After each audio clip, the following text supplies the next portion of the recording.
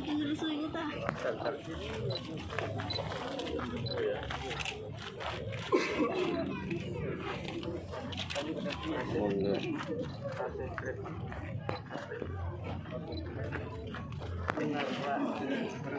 berkerumun. Jaga jarak maksudnya. Jaga jarak. Jaga jarak. Selamat datang Menteri kita semua. Puji syukur kepada Allah Subhanahu wa Ta'ala atas kesehatan dan kesempatan kepada kita semua serta pelaksanaan penyerahan bantuan sosial. Sebelum dialog bersama Bapak Menteri bersama masyarakat, diawali dengan penyerahan secara simbolis.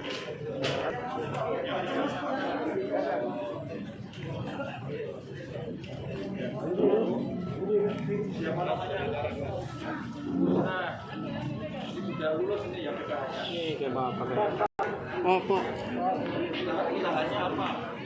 Kasih lingkar itu.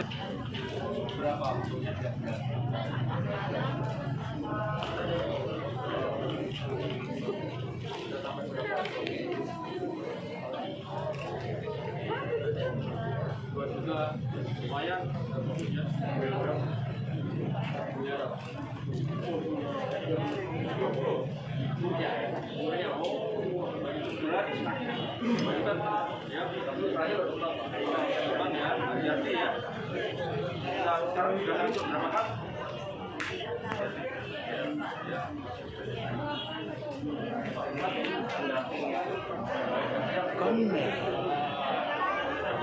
Saya lama yang halan di kay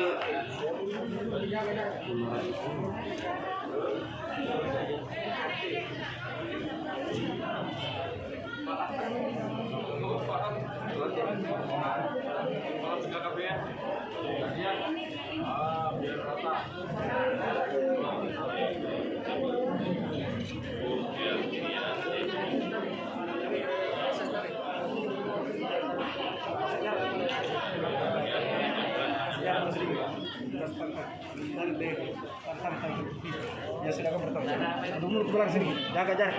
sama ya. Selanjutnya, lurus.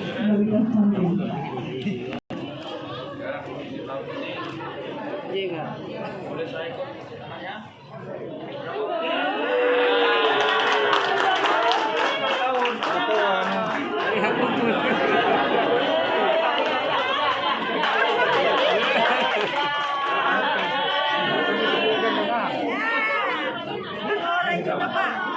Bisa dong boleh. 1 tahun. Sebutnya berapa? Ya 1 bulan.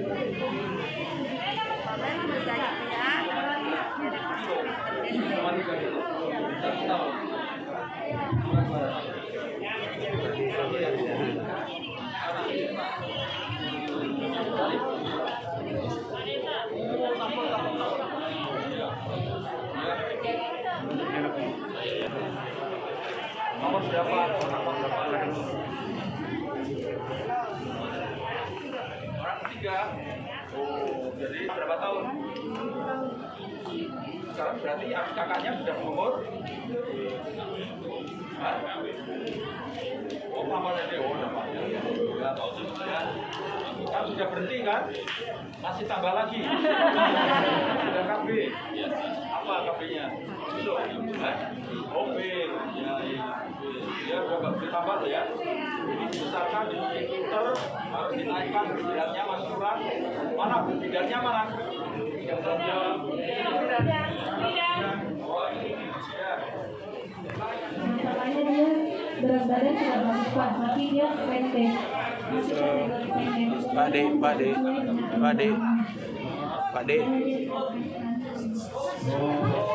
Pak D.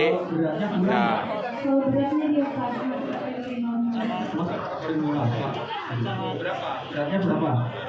Sekarang kemarin di bulan 3,3. 3 umur 1 tahun. Umur 1 tahun. Maksudnya berapa?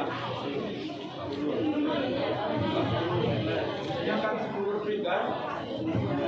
Berapa? Ini Pak Anton yang tahu. Pak ini Pak Kepala BKKBN. Ini Pak Kepala BKKBN ya. Yang akan lulus stunting nanti. Ini umurnya 1 tahun. Beratnya 7,3. Sudah cukup. kurang 9 atau 10. Ayo gimana 9? Tinggi badannya berapa? Waktu lahir kan?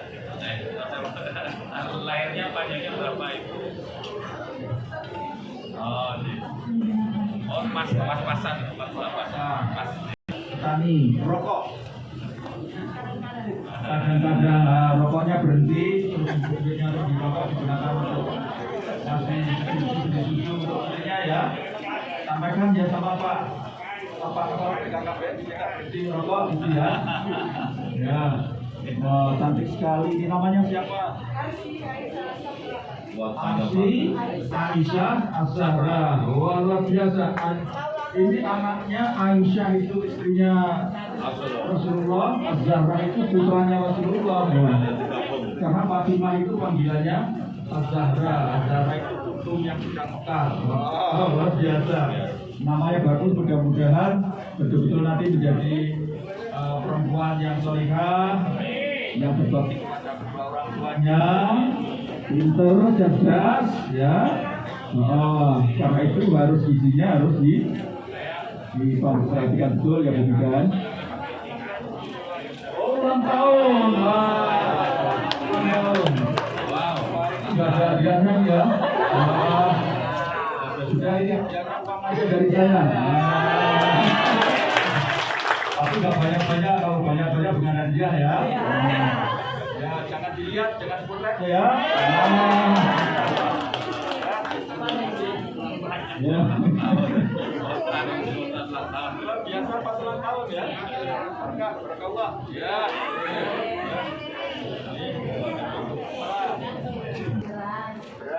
Sudah berapa tahun jual belinya?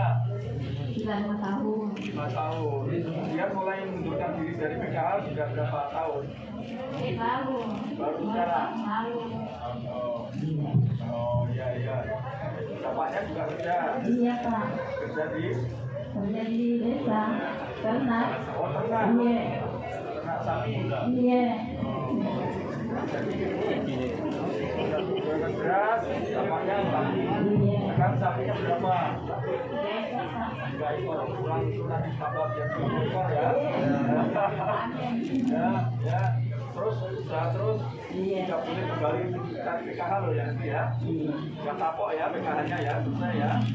Jangan kepada yang lain. Ya, terima kasih. Masih nambah. Udah pasti belum?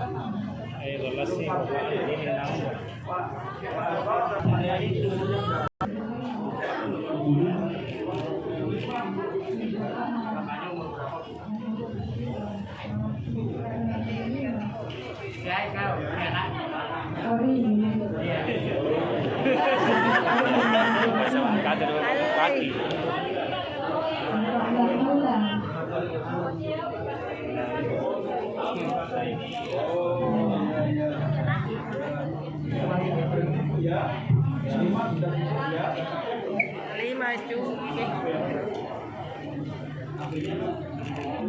Sudah pakai kami?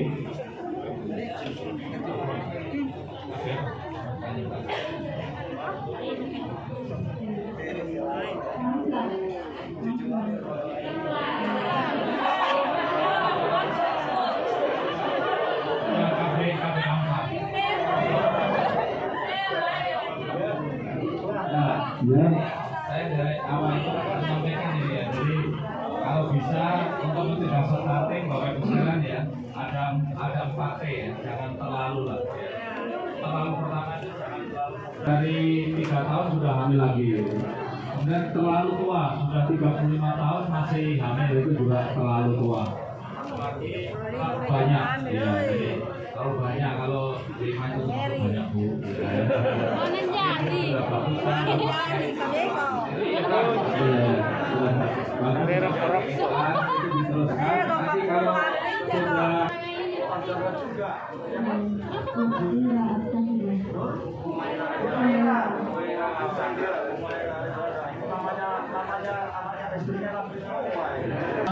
Anaknya berapa? 7,8 umur bulan. 14. Berapa? Jadi sudah mendekati stunting. Sudah stunting. Kalau beratnya, berat badannya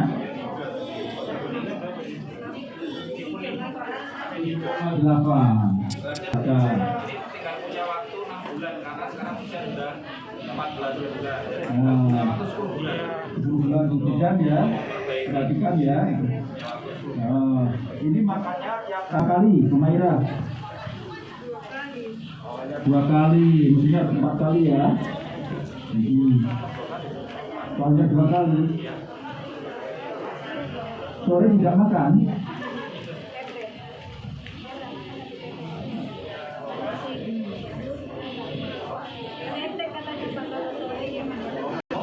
Ditambah ya.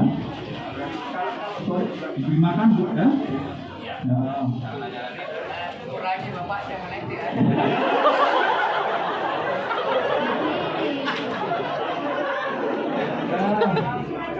Jadi diberitahu ya bapaknya kalau malam sore nggak boleh ngepek untuk anaknya ya. Ini pesannya Pak Bupati kan gitu. Ya. Terusnya apa biasanya?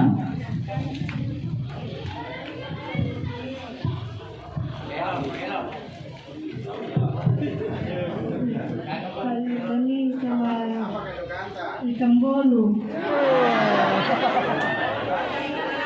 Ada telur. Kenapa? Ya, tidak mau. Oh.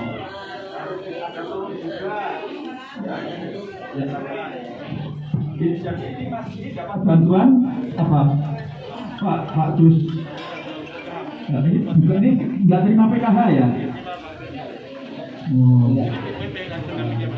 Iya, jadi saya mau ke sini katanya cuma satu mewakili karena yang di simbolis, yang di luar ada 2 orang. Tidak iya. Oh, yang ini bukan KPN PKH. Iya, tidak masuk. Iya, ini Kalau yang harus ini PKH. ini Yang itu PKH. Iya. Nanti Pak Kepala Desa ya, ini kan mau musdik kan untuk ditata ulang penerima PKH ya. Kalau memang beliau layak, ibu ini layak untuk dapat PKH, dimasukkan. Ya nanti mendapatkan PKH hingga putrinya bisa mendapatkan bantuan langsung dari PKH. Itu ada datanya ya Pak ya. Untuk yang stunting nanti bisa dapat bantuan langsung ya. Nah, kalau jumlahnya nggak ada penambahan, ya yang sudah lulus jangan dimasukkan lagi, seperti yang ini kan sudah lulus ya. Ya dicari nanti ya, ini baru bisa dimasukkan di sana ya. Termasuk yang lain, kalau ada bayi yang stunting, supaya keluarganya dimasukkan program keluarga harapan ya. Seperti gimana? Belum didaftarkan? Harus daftar, kan yang tadi termasuk penerimaan Pak ya, KP ya, yang tidak, yang dibayar, yang itu biaya pemerintah kan? Nah, didaftarkan.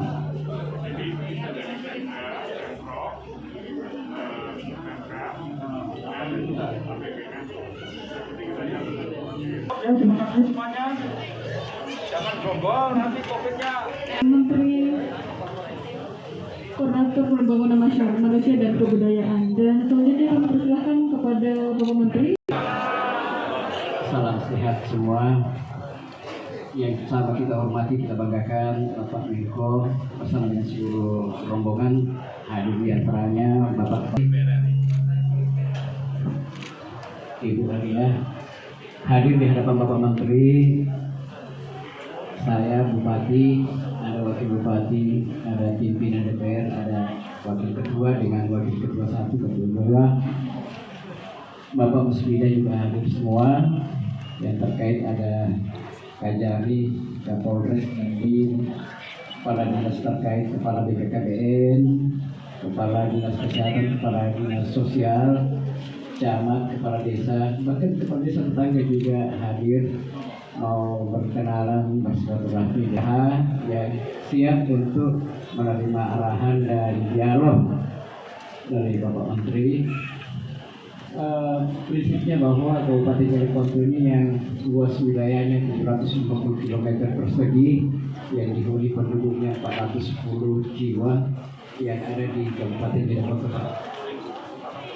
Tapi yang ada di luar Kabupaten Jeneponto sampai ke Batam, kalau di Jakarta di di sekitar pantai Jakarta Utara, banyak warga kami di sana menjadi nelayan. Dan satu lagi asisten di Muara Baru yang pernah sedikit ribut di Jakarta, kampungnya di sini Pak.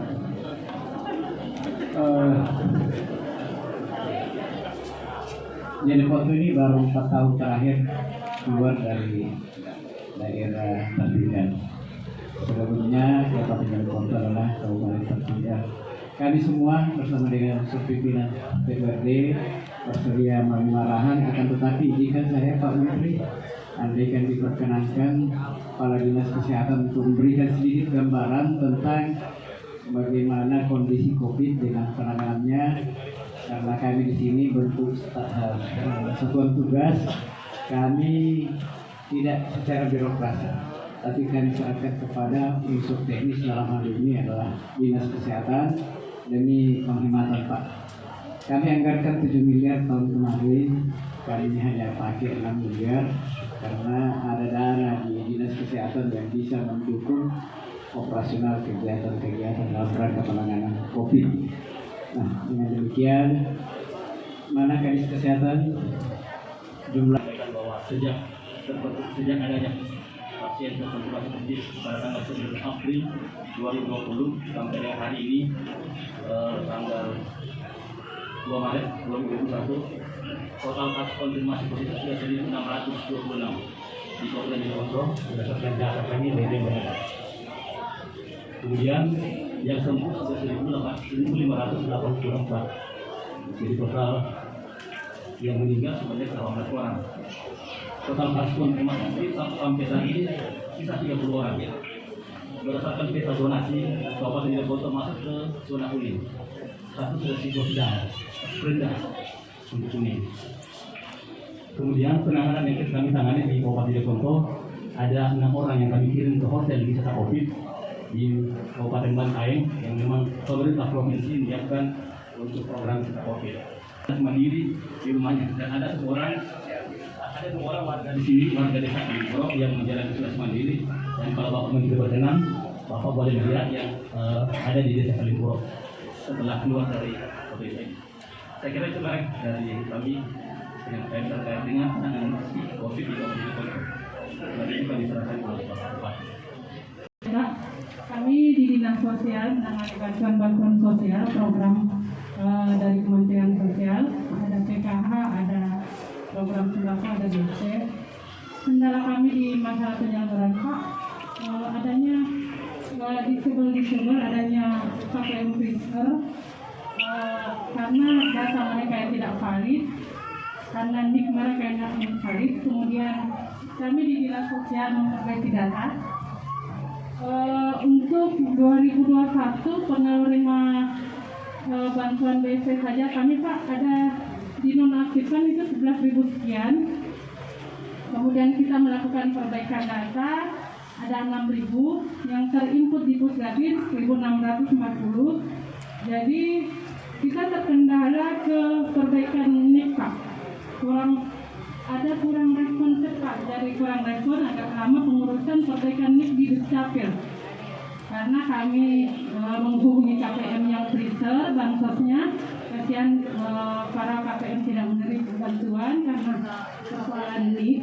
Kemudian kami memperbaiki datanya dan bikin KPM, Dukcapil menunggu lagi dari Dukcapil Pusat. Ini yang kami mohon Pak, bantuan mungkin lewat Bapak Menteri, bagaimana antara Kemensos, ada MU dengan antara Kemensos dengan Kementerian Dalam Negeri, Dukcapil Pusat, ada respon cepat khusus penerima bansos saja Pak, untuk perbaikan NIK dan data kependudukan lainnya untuk para KPM. Demikian Pak. izin mungkin kami akan sampaikan persuratan langsung lebih ke Bapak buat ditindaklanjuti soal penanganan bansos di Kabupaten kami.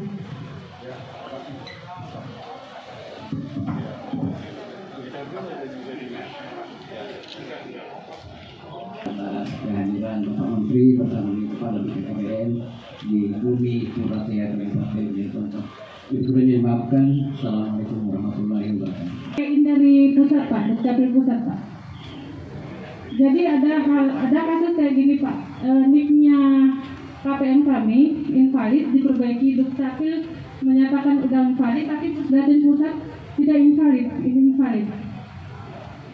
Kok bisa begitu, kenapa? Mungkin sistem Pak, apalagi sistem yang mereka gunakan Pak. Oh, sistemnya nggak nyambung? Iya. Oh. Bansosnya bermasalah karena apalagi data-datanya, data pengeluaran mereka yang invalid. Iya nanti dia perhatikan Pak. Iya.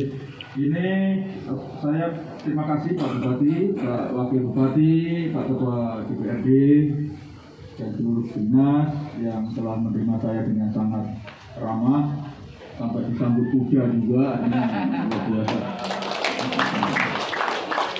Setelah wakil tadi disuruh naik ubi, kemudian ada ketua, ada Bu anggota DPR, Bu Alia, jadi sudah dengar langsung. Nanti urusannya di tangan Bu Alia nanti setelah ini. Tapi angka kemiskinannya paling tinggi ya untuk seluruh Sulawesi Selatan.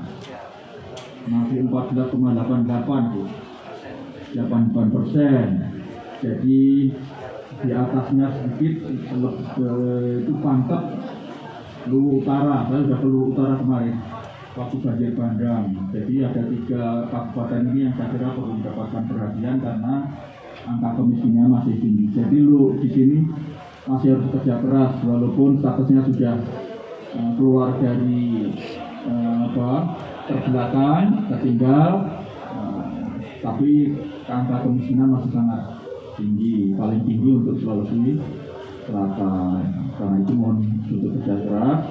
Kemudian yang kedua yang harus ditangani juga stunting. Angka stunting di sini juga masih tinggi. Berapa Pak Bupati? Stunting mana? Garis kesehatan berapa?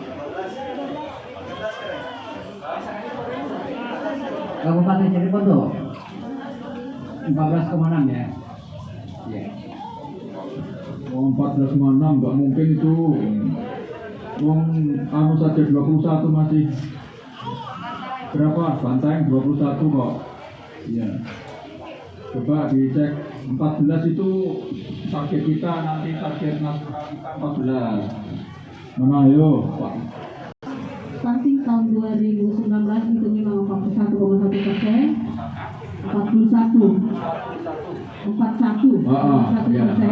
Terus di 2019 itu 23,3%. Dan yang tadi yang saya sebut 14% itu kita tarik dari data EPPDBN tahun 2020 itu penimbangan bulan Agustus.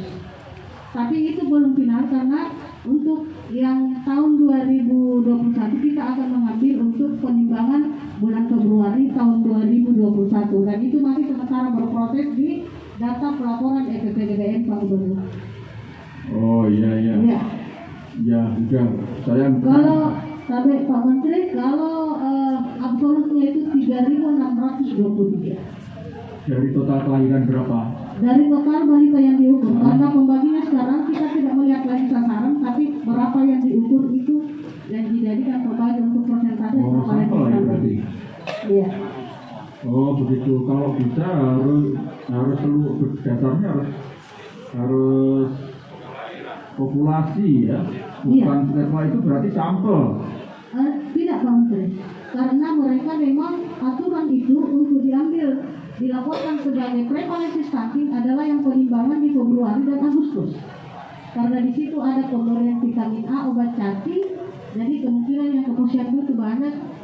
Untuk yang sekarang Kalimpor itu sudah sekitar 40 orang. Jadi dia bukan menurun tapi malah bertambah. Ada kebetulan dia sudah menarik by name by address yang ada di data EPPDBN. Oh iya, itu sangat teknis, saya nggak terlalu paham. Yang penting sudah turun, sudah bagus. Mudah-mudahan ini syukur-syukur kalau bisa lebih rendah dibanding di kabupaten yang lain, sangat bagus sekali. Iya, karena yang kita baru ukur sekarang baru sekitar 75%. Apanya? Yang diukur? yang diukur dari total sasaran. Jadi masih ada Berarti masih ada sekitar 25% yang harus 25% kita ambil. yang nggak diukur. Iya, yang belum diukur. Mudah-mudahan yang 25% itu semuanya tidak ada stunting. Mudah-mudahan kalau Jadi memang betul-betul sehingga penempatan stuntingnya. Nah, ya Bu, terima kasih. Iya, terima kasih. Ya. Assalamualaikum warahmatullahi wabarakatuh. Kita itu sekarang sedang gencar-gencarnya untuk pertama menangani COVID, dan sudah diketahui semuanya, Presiden telah memberikan arahan bahwa penanganan COVID untuk sekarang ini menggunakan pendekatan mikro, berskala mikro, mikroskopik. Mikroskopik itu maksudnya di mana? Jadi COVID ini harus ditangani di tingkat yang paling kecil.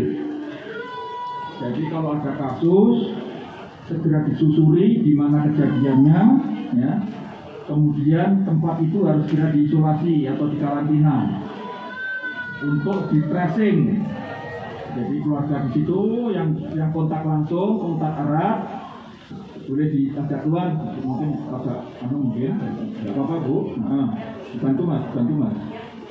Jadi sekali lagi di tracing. Nah kemudian yang berhubungan dekat itu harus ditahan atau di kantor karantina. Ya. Kemudian dites. Kalau sehat, dia tetap tidak boleh kemana-mana. Di situ. Kalau ada yang gejala ringan, boleh di situ juga. Atau dikeluarkan, dibawa ke tempat isolasi. Kalau yang berat, bawa ke rumah sakit. Tidak boleh ketika mau di tracing lari ke hutan, nggak boleh. Itu untuk memastikan bahwa dia sehat. Nah kalau sudah ketahuan sehat, itu harus ditunggu betul, paling tidak 10 hari. 10 hari, apa betul dia memang sehat? Jangan-jangan kelihatannya sehat, tapi sebetulnya penyakitnya belum malah menginkubasi, belum nyerang. Karena kalau 10 hari betul-betul sudah sehat, baru boleh pergi. Nah, selama di dalam masa karantina, maka keluarga itu biaya hidupnya sudah dibantu oleh pemerintah daerah. Bisa diambilkan dari dana desa, di samping itu gotong royong, tetangga-tetangga ikut membantu. Nah, itulah namanya pendekatan mikro. Karena itu setiap ada kasus segera ditangani. Mohon disosialisasikan kepada warga, kalau di tracing jangan lari. Nanti kalau lari ternyata dia memang bawa COVID, malah mau lari kemana-mana, ya. Dan itulah yang membuatkan COVID-nya nggak bisa segera teratasi, tidak segera kita berantas gara-gara banyak yang mestinya harus dikarantina supaya tidak menular sampai dia betul-betul sehat. Karena COVID ini tidak harus semuanya diobati. Kalau yang hanya bergejala ringan atau tidak ada gejala tapi dia jelas ada COVID, itu ditunggu sampai COVID-nya itu menyerah. Karena pada waktu itu COVID-nya sebetulnya nyerang. Tapi karena badannya bagus ya, maka ketika perang itu antibodi di dalam tubuhnya menang. Gitu. Tapi kalau ketika dia antibodinya itu kemudian kewalahan atau kalah, nah kemudian akan timbul gejala. Ya, tadi saya dapat laporan dari Pak Camat, Pak Lurah, lari kalau mau di tracing. Nggak boleh ya. Nanti kapan berhentinya COVID ini kalau kemudian pada lari? Nah, karena itu begitu ada yang terkena, keluarga terutama yang terdekat harus diperiksa pakai swab antigen, ya kan? Nanti Pak Dinas Kesehatan akan mengatur itu. Karena itulah yang dimaksud dengan mikro. Karena itu saran saya, bapak-bapak sekalian, ibu sekalian, kalau hanya gejala ringan jangan dibawa ke tempat isolasi, terlalu jauh dibawa ke Bantaeng kan?